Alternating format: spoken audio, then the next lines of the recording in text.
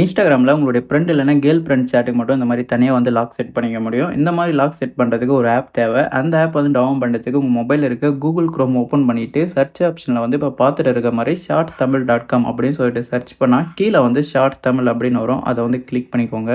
Next இங்கே இன்னொரு search option இருக்கும். அதை கிளிக் பண்ணிவிட்டு சாட் லாக் அப்படின்னு சொல்லிட்டு சர்ச் பண்ணுங்கள். சர்ச் பண்ணால் அந்த மாதிரி ஒரு போஸ்ட் வரும். இந்த போஸ்ட்டில் இருக்கக்கூடிய ஆப் வந்து உங்களால் ஈஸியாக டைரெக்டாக டவுன்லோட் பண்ணிக்க முடியும். அந்த ஆப் வந்து டவுன்லோட் பண்ணிவிட்டு ஓப்பன் பண்ணால் உங்களுக்கு வந்து சீக்ரெட் பாஸ்வேர்டு வந்து செட் பண்ணுற மாதிரி கேட்கும்.